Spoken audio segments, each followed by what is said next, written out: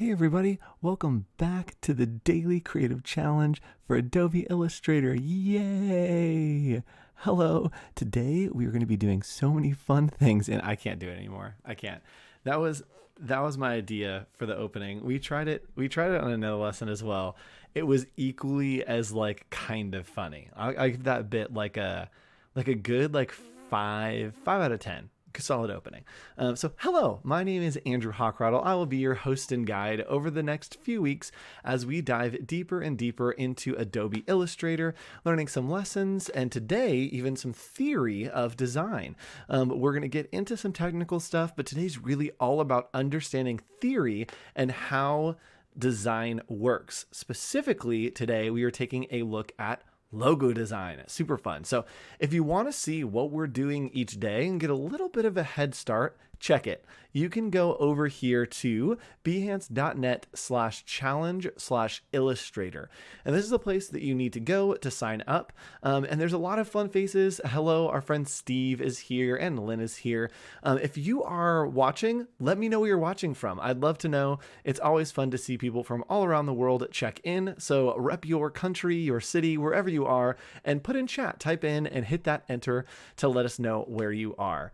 Over here at behance.net/challenge/illustrator, you can click this big blue button and it will get you notifications every day with a new challenge. When that new challenge goes live, you will get a notification. So today we are working on designing a logo. You can hit get started here to get your source file, which you don't really need today, but it might be helpful. And hello from Sydney, Audrey, super fun. Sydney, Australia, can't wait to get back. So you can get your source files here. And then another thing that you can do to get involved is to, after you're done with your challenges, or if you just want to talk and say hi, you can hop over here to bit.ly/AI Discord. This is the Discord channel for you to get involved, to get feedback on your challenges, and even make some new friends. Hop over there and check it out right now. Let's see what's going on. Yeah, Vampire Gym. Some people are putting their work here. There's a lot of great work, some stuff from today. We're making some logos, so some really great logos that were made today at the US stream a little bit earlier for you Aussies, probably in the middle of the night. But we did that and it made some awesome challenges. You can get in there and we'll be doing reviews maybe tomorrow morning, but definitely tomorrow afternoon. If you missed it, we were just live before this. I know that Flynn was live with someone else. I couldn't stream after, so he streamed before, but you can follow along right here, hawk.co. You can follow along on Instagram. You also can follow along here on Behance, and I will be live each day giving you feedback on your daily creative challenges. So check that out. And hello, good day from Sydney, Australia. That's right. One of my favorite places. Again, I'm going to say it every time that Sydney comes up. I love Sydney. Love Melbourne too. Melbourne. I learned. So you can follow along at justhawk.co. I'm sure there's a button floating around me somewhere that you can follow. So do that and you'll get notified every time that I go live here on Behance. And that will be a place where we can have feedback. We can talk. I can give you direction on your projects that you're working on. Or if you just want to come hang out, grab a drink and come hang out. Sometimes I have a drink on that. All right, cool. So let's go ahead and hop back over and talk a little bit about what we're doing today. Today, we are making logos, one of my favorite things to do, one of the most requested challenges. And instead of just teaching you how to make a logo technically, I'm going to tell you a lot about the theory of how to make a logo. Now, if you're just tuning in, I love to do my streams with a little bit of entertainment and a little bit of information. So today, we are going to be hopping in, learning a lot about how logos work, and having a little fun. And the way that we're going to do that is through the context of an 80s fitness theme. So we're going to go ahead and jump into Hawk's Gym, and I'll see you back here in just a minute.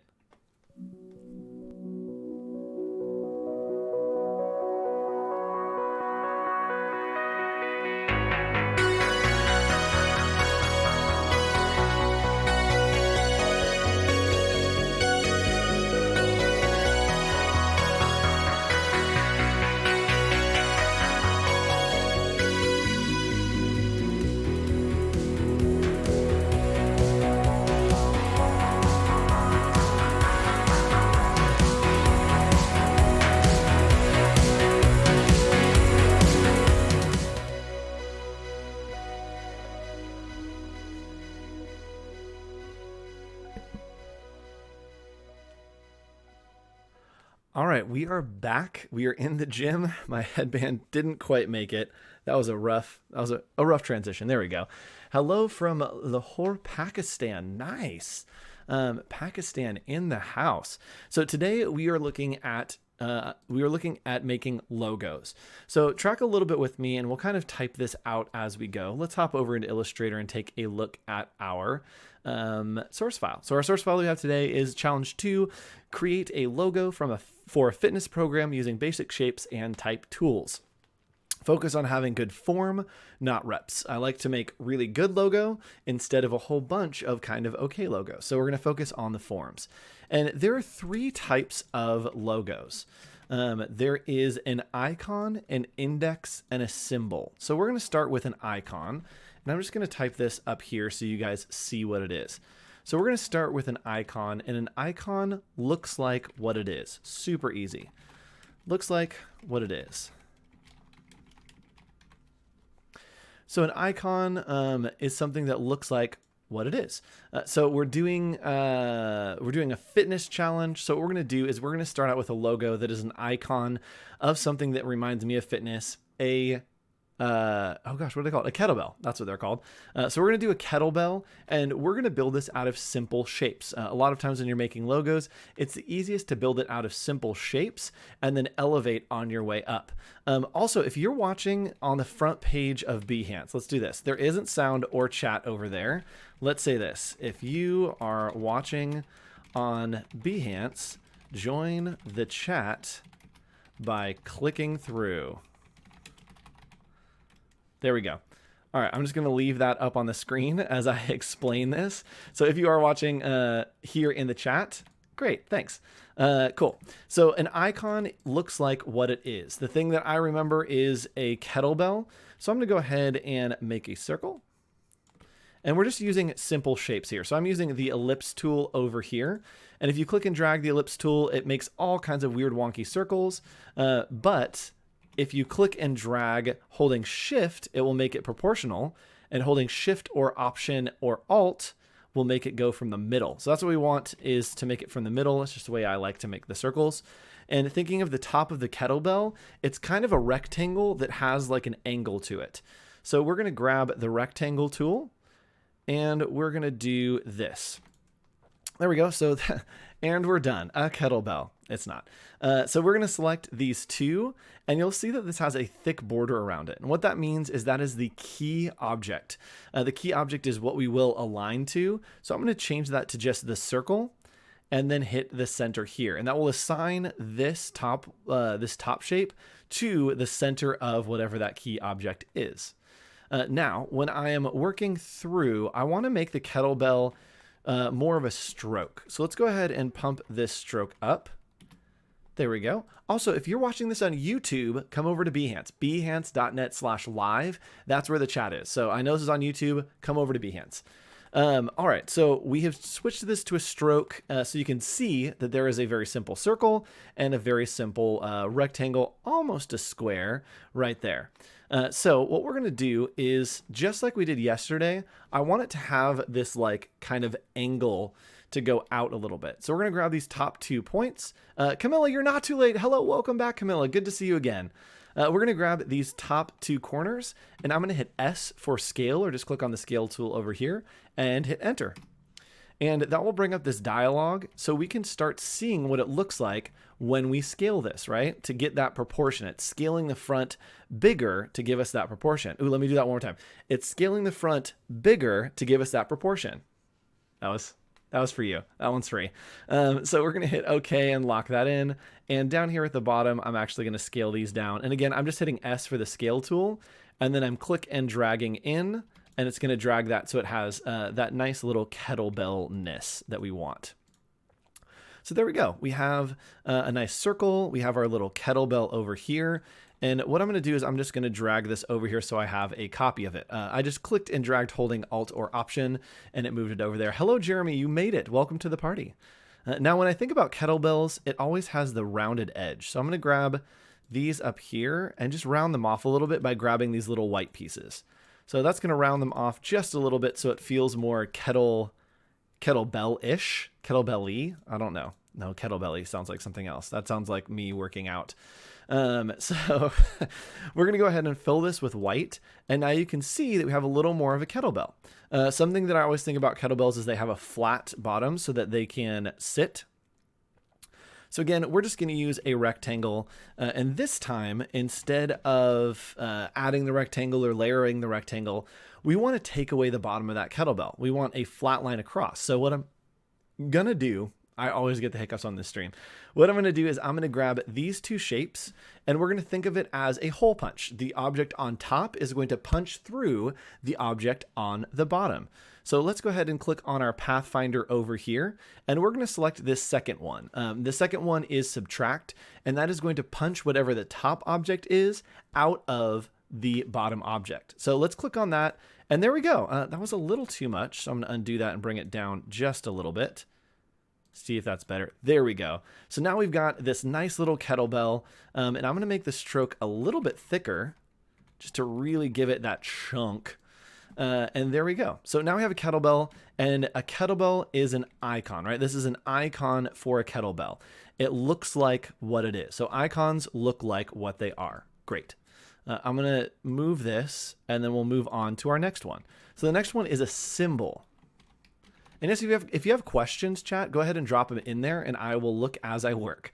A symbol is something that is just understood within a context. So a stop sign could be a symbol. The Nike swoosh could be a symbol.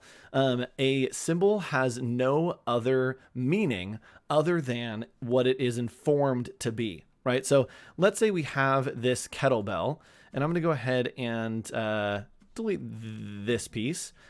And with the kettlebell, we want to create a symbol. So what I'm going to do is kind of just play around with an idea here. I'm going to use the pen tool on this shape. Again, keeping these simple shapes. I'm going to use the pen tool and just click here. And I want to maybe do another point up here. And you can select these individual anchor points, delete them, move them around however you want using the direct selection tool and the pen tool. So I've used the direct selection tool to grab this, and I'm going to hit delete. What I want to do is maybe do something like this, right? That has the idea of a kettlebell, but isn't quite a kettlebell. I'm going to round out this corner here by selecting that anchor point and then just pulling that node all the way down so I have a nice smooth line. And so this is an example of a symbol. A symbol, again, has no meaning outside of the context that it is informed. So if this was for a gym or something, I would have to put the gym name under it or something that would help inform and educate the audience as to what it was. So this is a symbol, right? Symbol is understood within a context, doesn't really mean anything at all. Zero meaning to a symbol. So the last one that we're going to talk about is an index. So an index is something that gives information. Information or instruction, sometimes instruction. Let's see if that fits. Yeah, close enough. So it gives information or instruction. So let's do this. Let's take our same kettlebell that we have here, and it's going to be very easy to, let's see here. So we're going to take this kettlebell and we are going to make it an index. So making an index gives information or instruction. The easiest way to do that really is with motion lines. So check this out.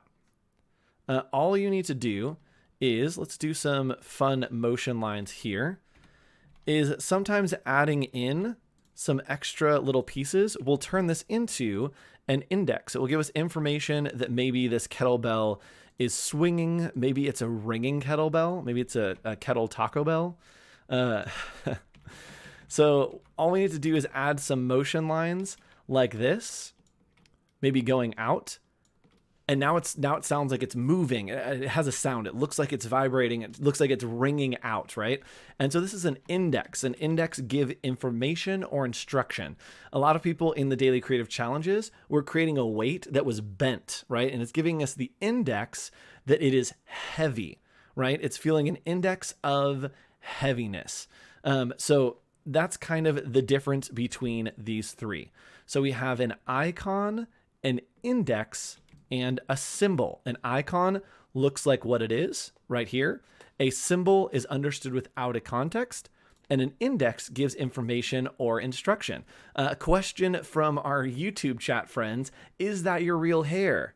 Uh-oh. No, it's not. No, if you were watching from, I'm not going to take the wig off. If you were watching from the beginning, you'd see that it wasn't my real hair. This is a really nice wig. So yes, my closet is full of wigs and costumes.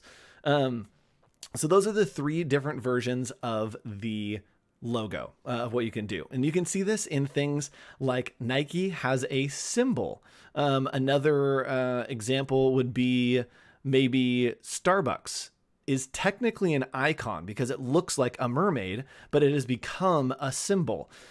Something like maybe a hairdresser or someone that does haircuts has an icon of scissors, but it maybe has motion lines, so it looks like it's snipping, and that would be an index. So those are the 3 different versions. And what I want you to do with the challenge this week, this challenge tonight or today, is I want you to do one of each of these for your gym, for your fitness journey, for whatever you're doing for your challenge. Make an icon, an index, and a symbol, 3 different versions. I know it's a lot. I'm giving you a ton of homework, but do all 3 of those. Now, we're going to do one more thing to really make this a logo and really lock it in. We're going to grab our kettlebell here and just bring it up into the center of our artboard. There we go. So we got this here. I'm going to shrink it down a little bit just because it's really big. There we go. So this is a kettlebell. It is an icon for a kettlebell because it looks like a kettlebell, easy enough. And what I'm going to do is I'm going to start outlining this because I want it to work in one color. Right now, if I had something behind it, check it out. If I put something behind it, there's still this white fill here, so it looks like it's not quite what I want. So what I'm going to do is I'm going to go to Object and Expand. So if you go to Object, Expand, and hit OK, it is going to expand all of those strokes. So now you can see that, here, let's go into outline mode. Now you can see all of the different lines. There are actually 3 shapes here instead of just those 2. And I'm going to do the exact same thing that I did before, is I'm going to grab this white piece here and this back piece of the kettlebell, because right now this is standing alone. It's kind of just this random shape. So I'm going to grab those 2 pieces. And again, just like we did before, I'm going to use the Pathfinder to punch out that top piece out of the bottom piece. So there we go. See, it's punched out, and now I can see through the whole thing. That's really what I wanted. And to finish it off, I'm going to select both of these and hit in our Pathfinder join. So there we go. That hits join. And now we have a nice kettlebell that is a full cutout, looks like a real logo of an icon. Now, something else that we can do to really sell that idea of it being a logo is to do some type. I love some good type kind of badgy stuff, which I believe is what we're doing tomorrow's challenge. Tomorrow's challenge is making a type badge. So come back for that. I love working with type. I love making badges. We'll do a ton of type on a path stuff. But what we're doing here is we're just going to grab, there we go. We're just going to make a circle here. And question, is your experience, what software pathway, Illustrator, Photoshop, would you recommend to new designers to start to get their bearings? Any of them. I would pick one and try to break it. Just go through every single one of these effects and selects and options and literally everything you can, see what all of them do. Tune in for these daily creative challenges. I like the Illustrator daily creative challenges for learning Illustrator stuff, just because you can use those principles in other places. But I mean, Illustrator, you can really start wherever you want, but I like Illustrator. Sorry, we've made our circle. That was a great question. If you have more questions, anyone, drop them in, please. With this right here, we have our pathway. What we need to do is we need to make this type on a path. So when I see, you can have this little square. I point at my screen. You guys can't see that. I have a little square with the cursor in it. If I hover over this line and hold Alt or Option, you'll see that it turns into a little squiggle. That's what we want. And we're going to do Hawks Fitness.